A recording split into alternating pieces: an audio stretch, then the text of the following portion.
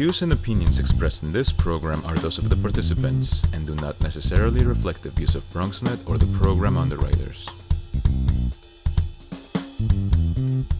Hello everyone and welcome to Open BxRx Remote, brought to you from my living workspace, Chari Executive Suite. I'm Rhina Valentin, your host of Café con Leche every Friday. Here's what's coming up in today's show. Leading things off, we'll speak to Essen Healthcare founder and Chief Medical Officer, Dr. Sumir Sahgal, about dealing with flu season amid COVID-19. After that, we'll find out what's in store for the 100 Hispanic Women's 17th annual, first ever virtual Mind and Body Spirit Conference that will offer a great lineup of speakers and workshops for all. Then we continue to celebrate Puerto Rican Heritage Month when we get the scoop on the different films being featured in this year's International Puerto Rican Heritage Film Festival. Later on in the show, Bobby C brings us an up-to-date with the latest headlines in the world of sports. And lastly, this week's Open Artist Spotlight features singer and songwriter Yaniza, who will perform an acoustic version of her single Contigo at the end of the show. So sit back y prepárate. All this and more is headed your way, because now we are officially open.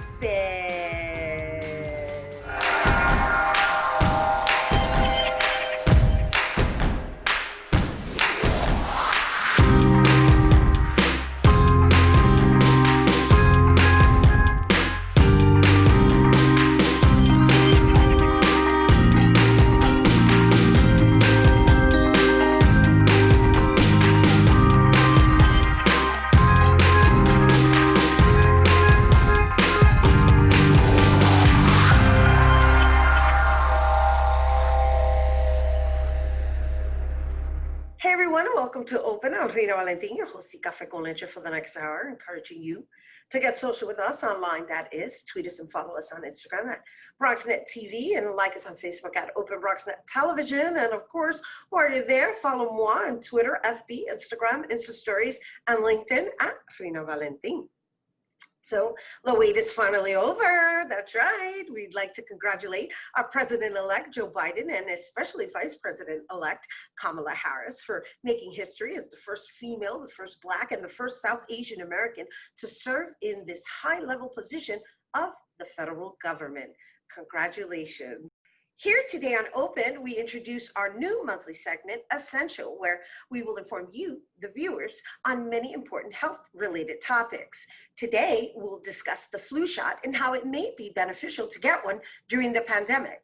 Our first health expert is the founder and chief medical officer of Essen Healthcare, one of New York City's premier healthcare organizations that provides the highest level of integrated quality care for underserved communities. And joining us to share more, we welcome Essen Healthcare founder and chief medical officer, Dr. Sumir Sahgal, and or known as Sunny Sahgal. Hello and welcome, doctor. Good morning, Rhina. How are you doing? I'm great. How are you? Very good. Thank you for inviting me for this segment. Oh my goodness! And thank you for allowing me to introduce you as Sunny, as you gave me permission to do so. Let's just share with everybody where that name come from. So it started as a family name, but everybody likes a familiar name, and Sunny just became a familiar name, and kind of, I guess, goes with my personality. I smile a lot. Yes, that's lovely. You definitely put a smile on my face. So you're definitely sunny and radiating. And so let's talk about this endeavor of yours that was founded in 1999 and why it was important for you to even create this magnificent service. Thank you so much. I love the community, and I was practicing in a hospital as a medical director for a few years, and I wanted to change the way healthcare is delivered. And that is how we founded Essen Healthcare with a small office on the Grand Concourse. And now we have expanded to almost every segment to deliver integrated delivery system from office to home, to hospital, to nursing home. So how many Essen Healthcare locations are there? So there are about 30 Essen Healthcare locations in the Bronx. And some of them are just medical offices with specialists. Some of them have medical office and urgent care centers next to each other, and some of them as just urgent care centers. So we have over 300 providers in the group, and we have over 35 specialties, almost everything that is needed in the community. So prior to the pandemic, let's just share how Essen Healthcare has been serving the community in what capacity, and also how one becomes part of the Essen Healthcare community. How does one do that? Are they able to just walk in? Yes, absolutely. They can walk in, and we have urgent care centers that are open 7 days a week, and you can walk in anytime. And if you are part of SN patient, then you can walk in any urgent care center, and any history is available, any test done for you is available, so you get the point of care.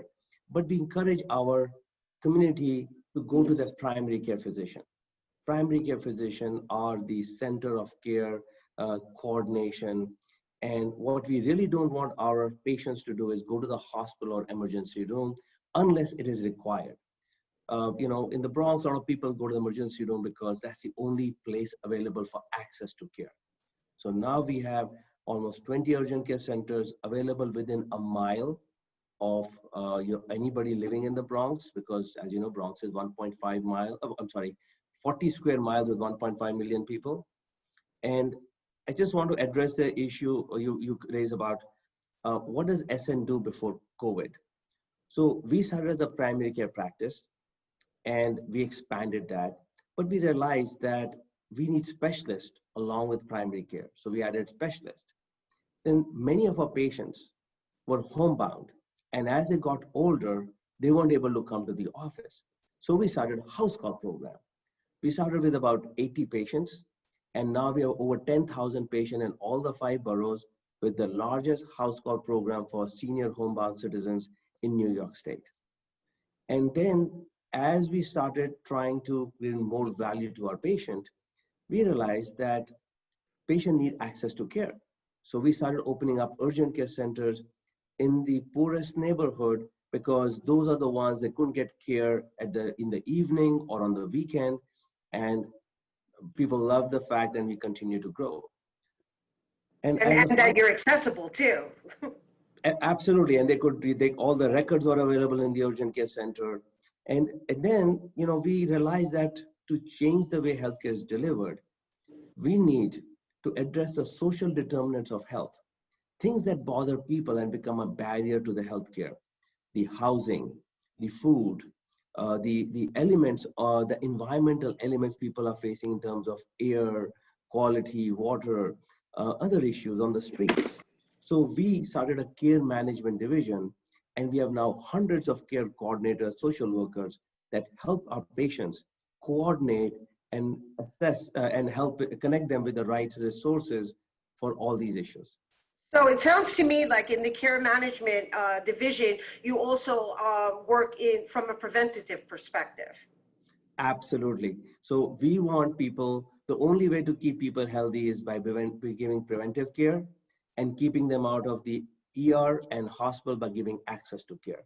So we are very much in tune with not only quality, but also cost, so that we are able to lower the cost for our patient in terms of their medications, in terms of their durable medical supplies. And we have, we are available 7 days a week. Beautiful. And also, I understand that since COVID-19, Essen is actually the largest COVID tester in the Bronx, having performed over 60,000 tests. Is that correct? Including over 7,000 through your mobile units, which we haven't discussed. And I know we don't have much time, but if we can just kind of give everybody a general idea of what the mobile units serve, how they serve, as well as the other option that you offer in televisits. Absolutely. So COVID has brought uncertainty and, has affected every aspect of our life. Bronx, with the highest density of population compared to Long Island and Westchester, we have one of the highest rate of COVID. And we realized the risk of getting COVID early on. So we launched testing to our urgent care centers right away. But recognizing and using our experience in house call, where people need access when they need it and not when they want it, we started deploying our mobile units in the community. Some of our partners helped us get the initial vans, and then we were able to buy our own vans. Now we have 3 vans with the fourth one coming end of this month. And now we can go to a neighborhood because people are scared of coming out of their homes. Right. People are scared of getting this virus. And we are using the vans not only test for COVID, we're also using it to educate people on use of masks, of use of hygiene, how to prevent you from getting from COVID. And we are working with our elected officials and with the city agency like New York Health and Hospital Corporation to expand this testing and partner with them. That's wonderful. And also there's the safety of being able, because you do home visits, right? That's one aspect of your services. And then there's also the televisits. And I know we don't have much more time. I just really want to make sure that we also talk a little bit about why you feel that flu shots are really relevant in this particular time as we approach flu season, and how that would lessen the possibility of contracting COVID. That's 2 questions in one, but I want to make sure that we get them in before the segment ends. So the televisits obviously make it a lot more convenient for people, but I'm going to assume that they have to become part of the Essen community before receiving that type of visit. So televisit is just like you and me talking, and it is suitable to many conditions, many medical issues, and some of them need a follow-up with an on-site or in-person visit. Anybody can get access to Essen telemedicine because we are doing a lot of telemedicine through urgent care. Due to COVID, a lot of doctor offices closed. Some of them remain closed, are not going to come back. And many patients are scared of going to the hospital or emergency room that they may get COVID. So we are available and we are doing a lot of telemedicine visits. And anybody, even a non-Essen patient, can go to the website, essenhealthcare.com, or call us at 718-58-ESSEN, E-S-S-E-N, and request a televisit. And before we go, let's talk about the flu shot. So the flu shot is so important. Basically, flu shot is an inactivated virus getting injected in the body. It makes the body form antibodies which fight the flu when it actually infects the body.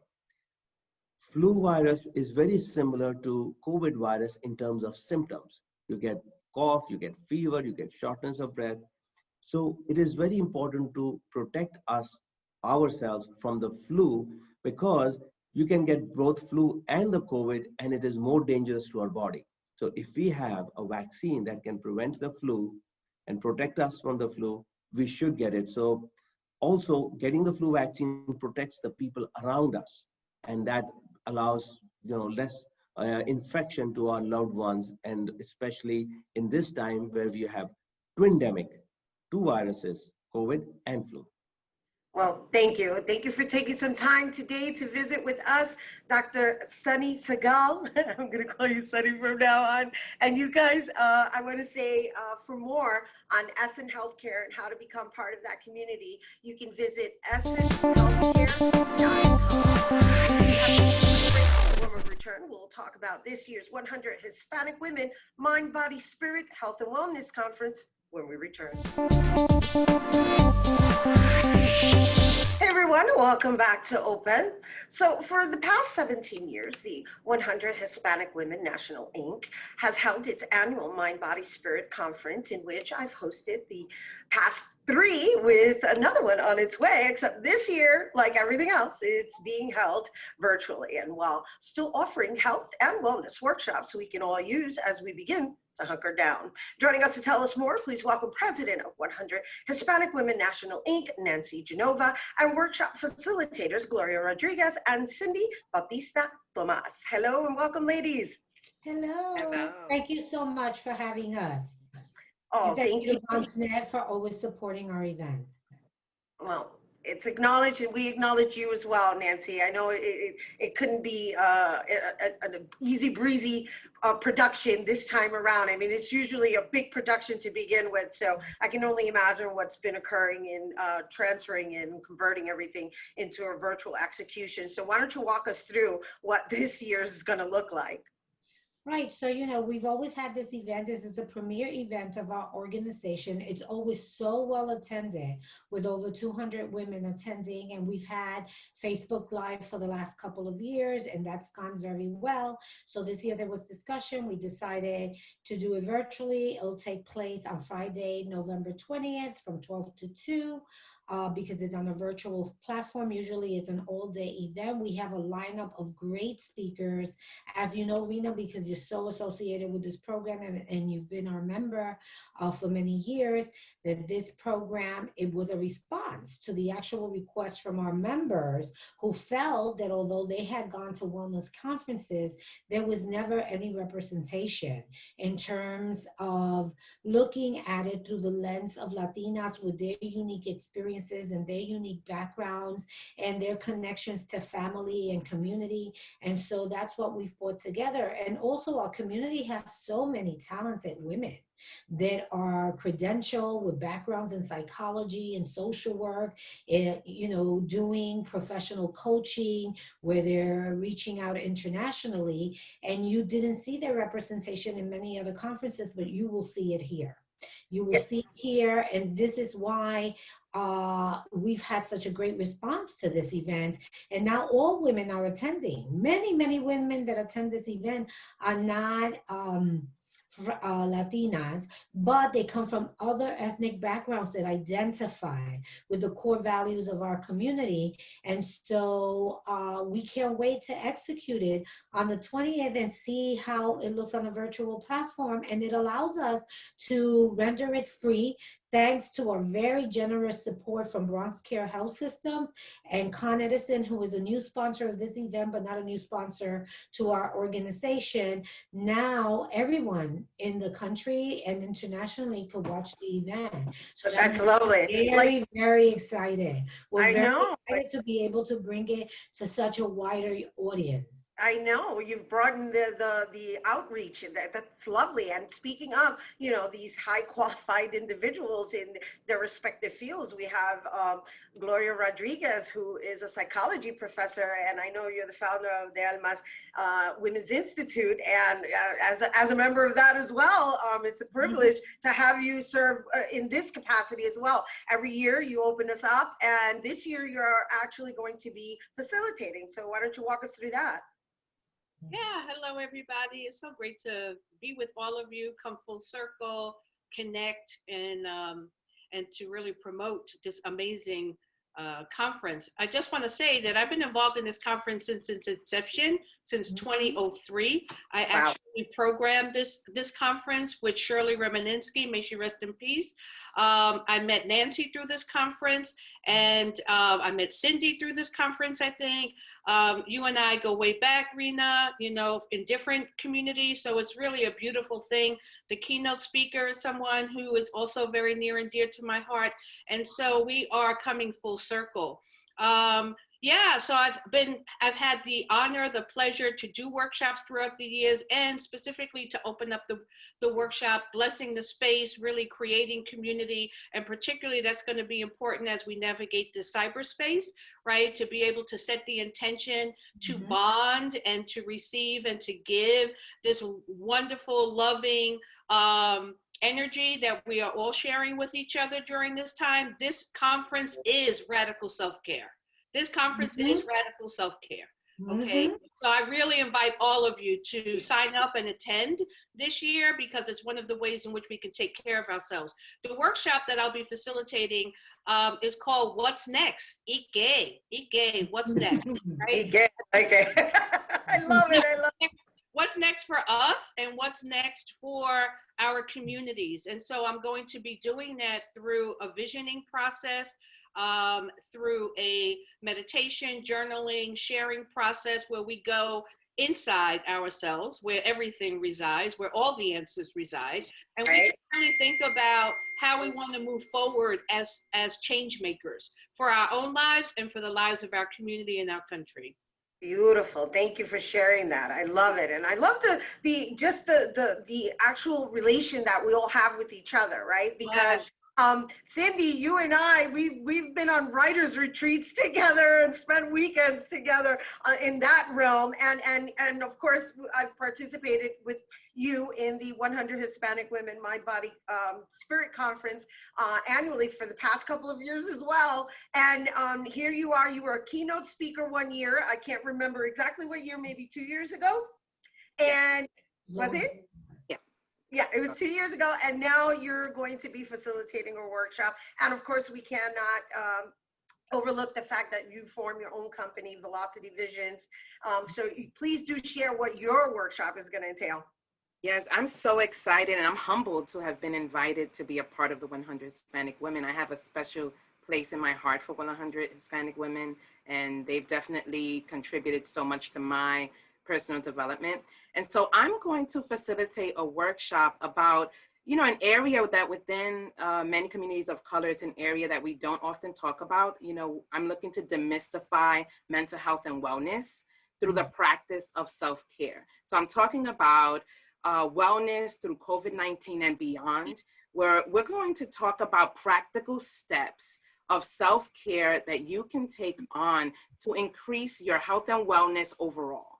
Simple things, right? And so we're going to get into really candid conversations and practical tips that you'll get to implement in real time. And so I'm excited that I get to share a little bit of what Velocity Visions does with organizations, which is we really look to create environments of healing, to create transformation, and have personal impact so that folks can have impact within their entire communities. So I'm really excited. I am looking forward to having as many folks attend as possible, because self-care is radical, Gloria. Self-care is everyone's right. And the more we increase self-care, the more we'll be able to enhance and live our best lives. So I'm really excited to be a part of this.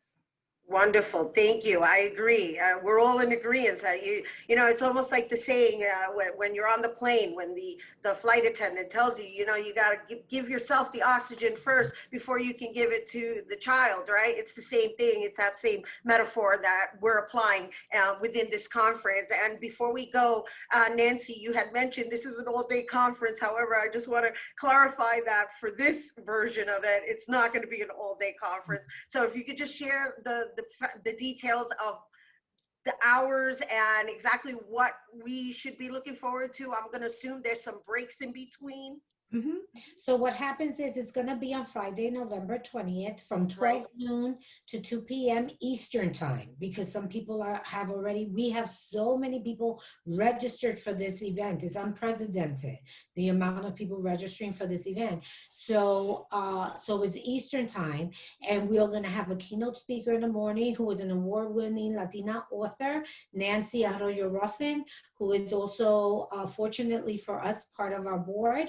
And then we're going to have 4 workshops, the 2 that we've talked about. We're going to have one on Latina pay equity, which is a very big issue, because we, of all ethnic women, are the least paid. We earn 55 cents for every dollar earned by a white man. So that translates to $55,000 versus $100,000 for the same level of education and experience.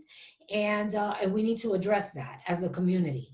And we're also going to have another workshop on branding, on personal branding, on social media, which is very important to our base because most of our members are professionals. So it'll be a 2-hour virtual conference. We're going to have a documentary on Shirley Rodriguez Reminisky. We're going to have breaks in between. Rhina will be on with us, moderating the whole event. She is our MC, and she's going to do a wonderful job like she always does. And so it's going to be very exciting and wonderful for everyone that tunes in. I would say share this event. Also, although our membership are professional women, I would say share this event with your grandmas. Share this event with the younger women in your life. If you have high school students and middle school students, they should be tuning in. I cannot tell you how inspiring it is. This is what I hear over and over again from our scholars. They're very grateful for the scholarship, but the greatest thing for them is to see other Latinas that have already become successful, because for many of them, they have never seen that because it's nowhere in social media at the level it should be. It's not on regular networks. And so they will see it here. And it's really important for our young community to see us in action and see our accomplishments and see the Beautiful. things that we're doing for our community. Wonderful. And it's lovely that we can all do it together and contribute to it together. Thank you all for being here with us. Nancy Genova, Gloria Rodriguez, Cindy Bautista-Thomas. You guys, we expect to see you on Friday, November 20th, the 17th Annual 100 Hispanic Mind, Body, and Spirit Conference. It's taking place November 20th from 12 to 2 p.m. And you can visit 100HispanicWomen.org. All right, we have to take a quick break, but when we return, we'll hear about a film festival celebrating Puerto Rican heritage. Don't go anywhere.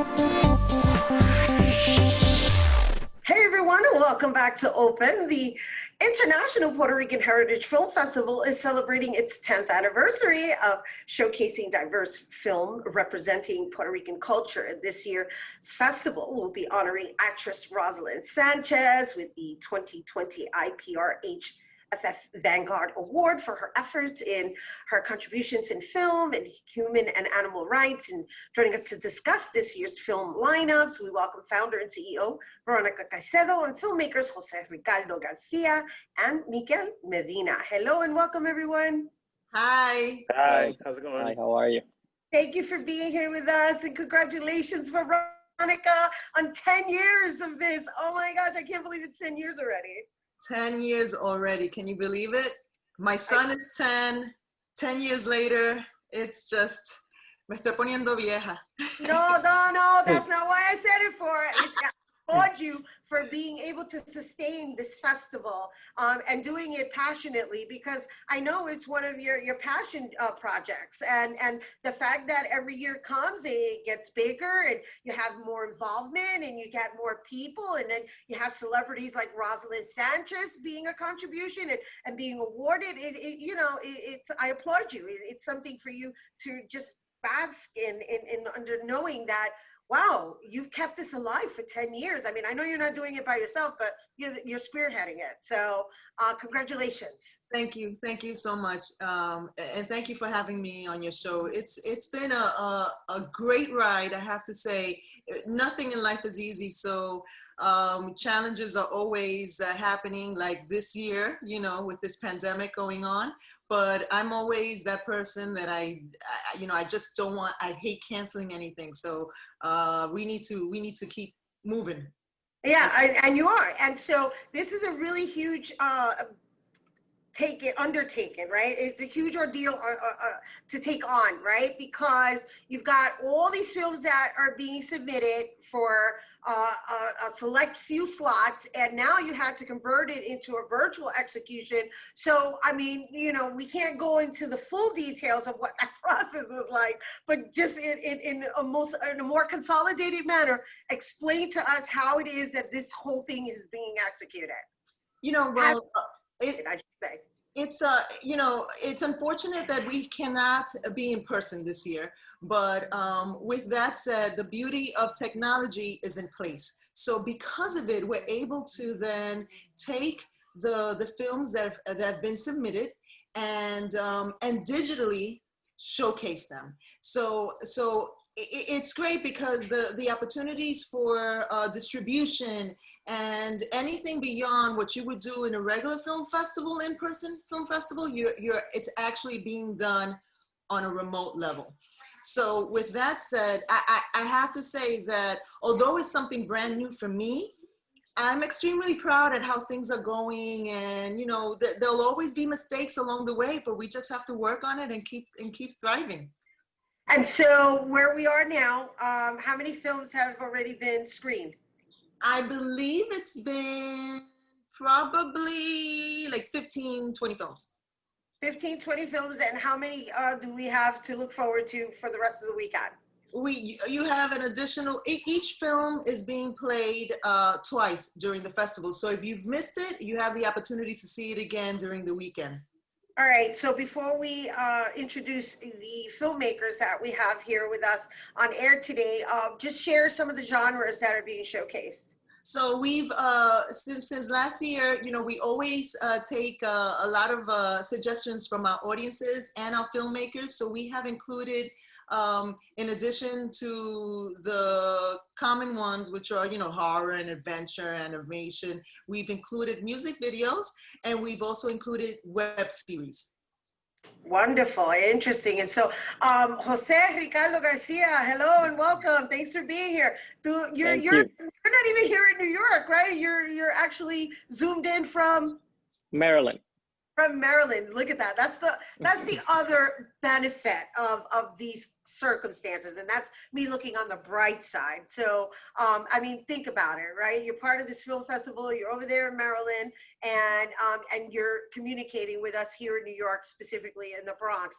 I understand that you're into short films and documentaries, but this particular submission is based on music videos. You want to share a little bit more about that? Yeah, I mean, I'm very lucky and grateful to be a part of this film festival, and the fact that they added the music video category. I do a lot of short documentaries for my full-time job, and this past year I did a couple of music videos for 2 Puerto Rican artists, and then when I saw that the festival was taking music videos, I decided to submit. And the good thing is that my music videos are short stories in itself, so they play like a movie. So it That's works both ways. awesome. That's awesome. And I think that to me, on a personal note, is a universal language, right? It's almost like its own poetic storytelling, because the music is actually telling the story, right? Yeah, and it's very, I love the genre because you can feel free to express in many visual ways. You don't have to, you're not stuck. Like in a film, usually you have to make logical sense. In a music video, you get to be more playful. So when is your screening this weekend? So 12 o'clock on Saturday. On Saturday, yours is screening. And then we have Miguel Medina, who's another filmmaker, Puerto Rico on My Mind. Is that the name of your film? Correct. Yeah. So tell us about how Puerto Rico's on your mind. So I got the inspiration from, I was supposed to go to Puerto Rico for my birthday in May. But of course, you know, due to the pandemic, that went down south. So I decided to make a project about that, and I did it all in one day. I shot it, I edited everything in one day. Going to sleep at 5 in the morning, completing everything, and it was all worth it. I mean, Puerto Rico is a beautiful island. I've never been there, but hopefully next year when things calm down more, I get to go over there. And it was a blessing to make a project about Puerto Rico. I'm Dominican, but I have a lot of Puerto Rican friends and colleagues, and it was just an amazing to make that project. That's awesome. That's beautiful. I mean, we always say que somos primo, you know, but it's just lovely that you were like so hung up on getting over there that you were like, you know what, I'm just gonna make a film about it. Yeah, for sure. And that's important. You, as us Latinos, we all gotta learn and understand other cultures as well, not just your own. And that's what it's all about. We have to be united. We have to understand one another and each other's culture. Exactly. We certainly made a difference in the election. Moving on. And so, Veronica, except for those people in Florida, I'm not going to say what cultura is. That's another topic in itself. Maybe filmmakers will submit a whole bunch of films regarding the elections of this year. I like that. So, this also alludes to the criteria that people have to meet in order to qualify in this festival. Yes, I mean, well, it is a Latino film festival. I call it a all people's film festival. I have a film that's in the festival, currently in the festival now, that's actually from Iran. So it's wonderful and it's beautiful, and I'm honored to have people from all over the world submit and be a part of our culture and our celebration in Latino community, especially now that we're celebrating Puerto Rican Heritage Month. The goal of the festival is to really, emphasize who we are as a people and give ourselves the opportunities that other filmmakers and other film festivals do. So to be a part of the competition process, you need to have either someone who's in key roles, director, producer, writer, and or actor that's Puerto Rican or Puerto Rican descent. You can be from Alaska, but if you have a Puerto Rican actor, or even if the theme is about Puerto Rico, or if it's filmed in Puerto Rico, well, then you have the opportunity to be part of the competition part. If it's not, if you don't have that, then you still have to go through the submission process, and if selected or not.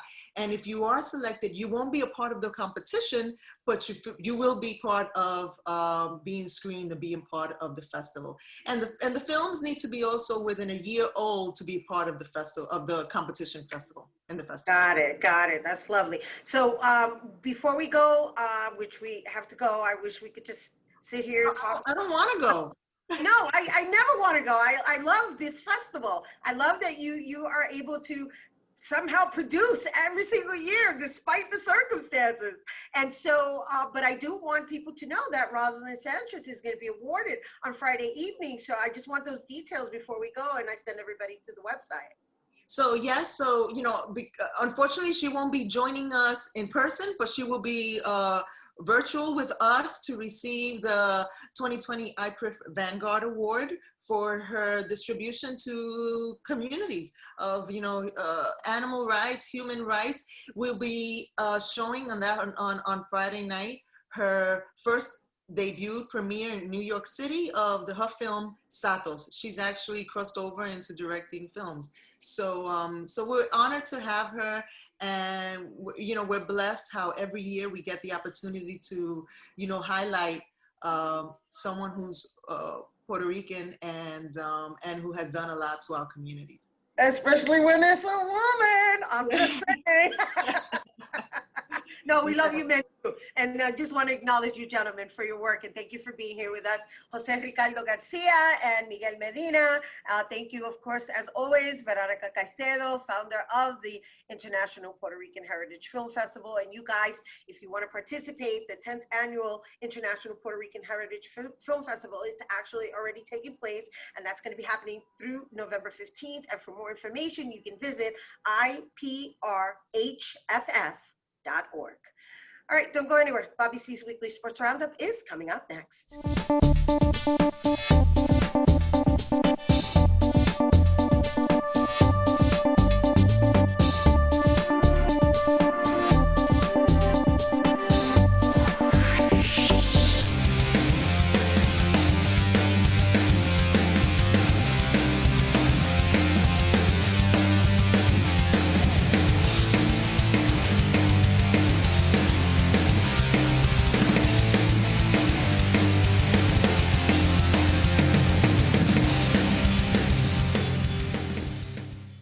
Real special treat this morning to have Paul Westhead, the only coach to win an NBA championship and a WNBA championship, join us this morning on the show. Paul, how's it going? How are you? I'm doing fine. I'm living out here in the Los Angeles area, and like everyone else in the country, getting through this coronavirus and day to day. Absolutely. So, basically, when it comes to the game of basketball, you've lived an incredible life. You are the guru of Go, and you turned conventional thinking on its head when it came to the sport and coaching. You've got this amazing new book out, The Speed Game. We wanted to have you on to speak a little bit about it. And I had, so many questions to ask you about your career and specifically about Fast Break. First and foremost, why did you stay so faithful to your run and gun style, something that you called the system? Well, it took some years to get it, Bobby. My first head college job was at LaSalle University, and I was kind of a traditional Jack Ramsey style coach who coached me. And then I ran into some players who just were begging to play faster. I had a little point guard from Cape May named Charlie Wise, and I had Joe Jelly Bean Bryant from John Bartram High School in Philadelphia, and they just looked at me like, say, Coach, let's pick it up. So I responded to them, and they helped me get the running game going. Also in the 70s, I coached in San Juan, Puerto Rico, and in the Puerto Rican leagues, the players loved to run. So I was a coach looking to run, and they said to me, well, you found us, let's go. So that combination got me rolling into being a fast break believer. And then once you get it, it's hard to go back and play normal. I think it's also fair for the fans at home to point out, I think the book is just so incredibly written. And I was wondering if that had anything to do with the fact that you at one point were actually a high school English teacher coaching basketball. Yeah, my career started out on the academic side. I graduated from St. Joseph's as a player, more known for my grade point average than my points per game average. And I went to Villanova University for my master's in English literature. So I became, an academic student. And then I had a chance to coach at a local high school, Cheltenham High. They wanted me as a teacher. They took a gamble on me as a coach. And I loved that experience. And at the end of my career there, we went to the state championship. We were 26-0 and lost in the final game. So I had a good coaching experience, but I love that combination of teaching and coaching. Yeah, I mean, again, you've really had a chance to live so many incredible moments over the course of your life. And, you mentioned before Kobe Bryant's father, it ends up being a couple of Philadelphia kids, a place where you're from, that really, I think, is one of the defining moments of your career with LMU. I actually have the jersey behind me of Bo Kimball and Hank Gathers. I think it's incredible to believe that we're talking about 30 years ago now. And actually, just this past March, LMU putting up a beautiful statue of Hank Gathers to pay respects to his incredible career. With all the time that has passed, do you still reflect on that incredible Elite Eight run for LMU? Well, yes, I do. And leading up to that final season, the players that came to Loyola Marymount, Hank Gathers, Bo Kimball, Corey Gaines, Tom Peabody, that they all transferred into LMU, and they changed the speed game. They made it faster than I've ever envisioned. So, the unfortunate moment of Hank's passing on the court in the Portland game after he had a slam dunk just reversed all of that. We were joyous, and then we were totally saddened. So that has not changed. It seems like 3 minutes ago. The joy and the sorrow are mixed forever, and we still miss Hank. And I was at that unveiling, and it was great to see the family and friends and players. And what a great young man. I'll never forget Bo Kimball shooting those free throw shots left-handed in the NCAA tournament. I'm sure fans at home will not, if they're old enough to have remembered those moments. Yeah, I kind of got caught by that. You know, I was so wrapped up in trying to keep the team together, and we're now in the NCAA tournament, and you know, I have a lot of things in my mind, and we're in the middle of the game, and then all of a sudden, Bo gets fouled, and he's going to shoot 2 free throws, and there's silence in the arena. So the fans knew what he had said. So, like time stopped. It seemed like forever, and he dribbles, cups it in his left hand, and there it goes to the basket area, and nothing but net. I mean, incredible sense of relief that it was done and successful. Yeah, so fans will not, you know, I don't think if you're a college basketball fan, March Madness fan, you'll ever forget that moment. And I'm sure our NBA fans that are tuning in will never forget that Lakers championship team in 1980. What a special season that was with Magic Johnson as a rookie. And then a guy that I wanted to ask you about because he's a native New Yorker at a Power Memorial, arguably, you know, could be the greatest basketball player of all time. Some may know him as Lou Alcindor, but I think many will know him as Kareem Abdul-Jabbar. What an incredible journey that must have been, coaching that 1980 Lakers championship team. Yeah, Kareem was really the heart of the team. We were going to go as far as he would bring us. The irony of that is, in the last game that we eventually won in Philadelphia, my hometown, was without Kareem. He made a big play at the end of Game 5 and won the game for us, but severely injured his ankle and was not to play anymore the rest of the season. So we had to improvise and play Magic Johnson at center. And as you perhaps might recall, he scored 42 points that night as Kareem's replacement. But Kareem was a great guy. I mean, we got along well. I can reflect one time in training camp, after practice, as most college coaches do, I ran lines where you go up and down like 10 times to kind of get the players' attention and get them in condition.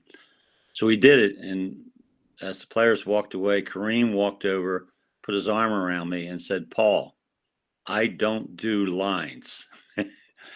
So he thought I was smart enough to figure it out that he did it once for me, not to make a scene, but don't do it again. And I never ran lines again. And he did call me Paul. He didn't call me coach. He only called John Wooden coach. I got to see the tail end of his career, but many times when I have conversations with big basketball fans about all-time greats, I think in my lifetime, the greatest player I've seen, you know, that conversation is going to be Michael Jordan, Kobe Bryant, LeBron James, but Kareem and Magic Johnson. Kareem, you know, you look at the numbers. I mean, 71 consecutive victories in high school, then goes to UCLA, 3-peats at UCLA, ends up being 3-time tournament most valuable player, wins 6 NBA MVPs, twice the NBA Finals MVP, 19-time All-Star, which is a record. I don't think enough people, and 11-time all defensive team as well. I don't think enough people give him credit as maybe being the greatest player of all time and still the all-time leading scorer in the NBA. Well, he certainly should be in the conversation. I often felt over the years that Michael Jordan deserved that number 1 spot, but if he does, Kareem is right there with him. I mean, and all the things you said are exactly true. I wouldn't have been coaching all these years if it wasn't for Kareem's ability to kind of help lead the way. Magic became the figure of the team, but Kareem was the man when I was there in 1980. That was part 1 of our interview with legendary basketball coach Paul Westhead. Tune in Monday for part 2 with the Guru of Go. Hey everyone, and welcome back. Our last guest is a Jewish, biracial, and bilingual singer-songwriter from New York City. She's known for her catchy lyrics meshed with pop sounds and acoustic undertones. Over time, she's been able to grow a fan base by posting acoustic covers of pop songs on her YouTube channel and has gained tens of thousands of viewers, including sites such as Pop Sugar and Glamour. Her music is all about encouraging listeners to find joy in everyday life. Joining us to tell us more, please welcome Yaniza. Hi. Hi, thank you for the wonderful introduction. Yeah, brava, brava. Thank you.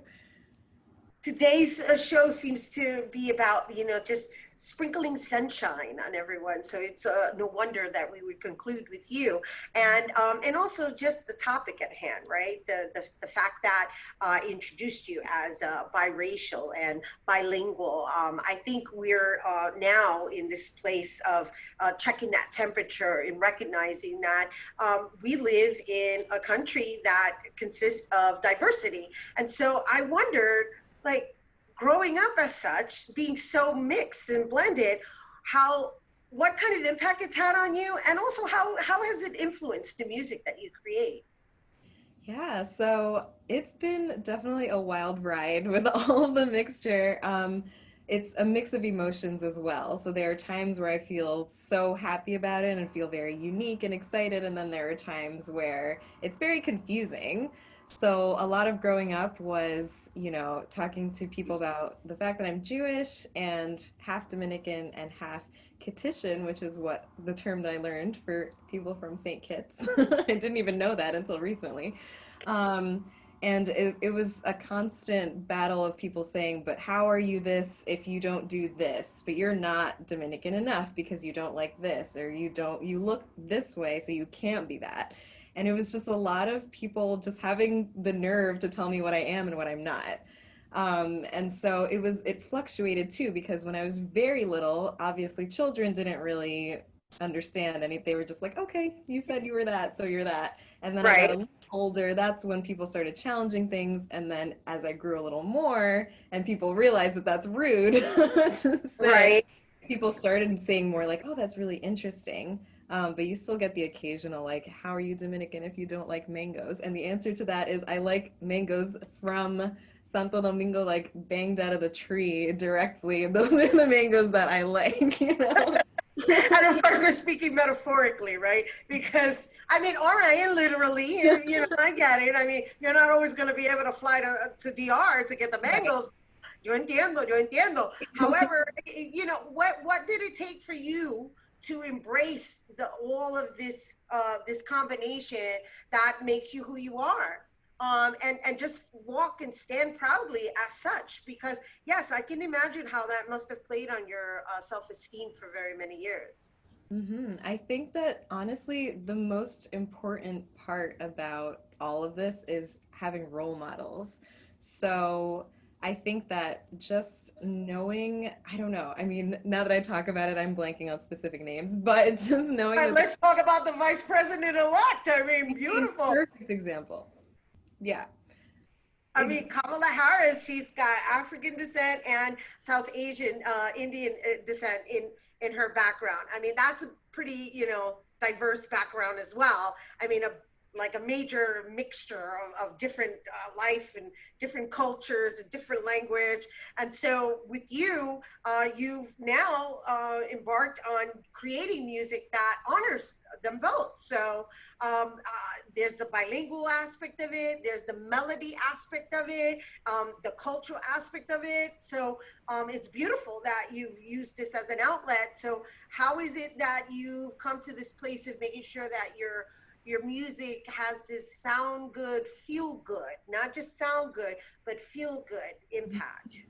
yeah, thank you. I think that, yeah, that's a huge, knowing that other people are out there who are mixed and doing wonderful things helps me feel compelled to kind of make music that represents all of that and the sounds and the melodies that incorporate different cultures. And I do it because it's fun, but I do it to show people that you can be mixed and still release the art that you want. You don't have to stick to one thing or the other. So when I wrote my song Contigo, it was really fun to write the English and Spanish, how it kind of blends together. It was a really fun challenge for me to figure out. I knew that I wanted to write a song in Spanglish. And yeah, it was just a fun challenge to do. And I think that people relate to it because, you know, Spanish is a very popular language too, and people understand it. And I try to also sprinkle in, so I'm Jewish, but I don't speak Hebrew fluently. My dad does, but I know a couple of words. So I am trying to kind of sprinkle in a couple of Hebrew words whenever I can, but that's in the future music. Awesome. Good. Yeah. No, I'm excited. I'm excited because you're going to give us a taste here on this particular show and in this moment, right? So you just kind of gave us a little bit of insight of what we're going to experience, you guys. She's going to actually sing Contigo exclusively for us in this setting. So we do have to take a quick break, but when we return, Yaniza, she's going to perform Contigo with us. There you go. Don't go away. Hey everyone, and welcome back. Here now to perform an acoustic version of Contigo. Please welcome Yaniza.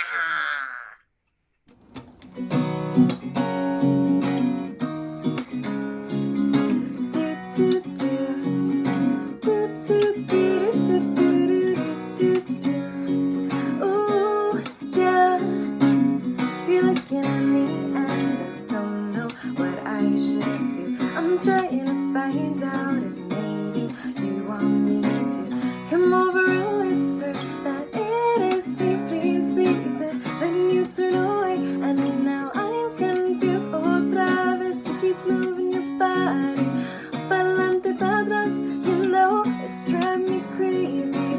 Pero yo quiero más y yo sé que te gusta this game that you're playing, but oh, yeah. Solo quiero estar contigo, oh, yeah.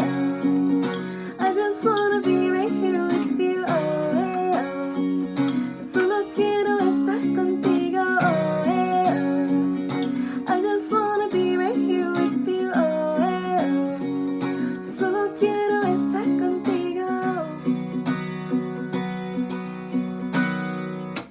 Then dame un abrazo and stop playing with my head. Y mano a mano, we'll be in our story, and you'll tell me every day that yo soy tu princesa. Oh, it's a fantasy inside my cabeza. You keep moving your body pa'lante, pa' atrás, you know it's driving me crazy. Pero yo quiero más y yo sé que te gusta this game that you're playing, but oh, yeah. Solo quiero estar contigo, oh, yeah. I just wanna be right here with you, oh, yeah. Solo quiero estar contigo, oh, yeah. I just wanna be right here with you, oh, yeah. Solo quiero estar contigo. I can't take it, my heart is breaking. All this time that you keep me waiting, yeah. Te he querido desde el principio, solo quiero estar contigo. Oh, yeah. I just wanna be right here with you, oh, yeah. Solo quiero estar contigo, oh, yeah. I just wanna be right here with you, oh, yeah. Solo quiero estar contigo.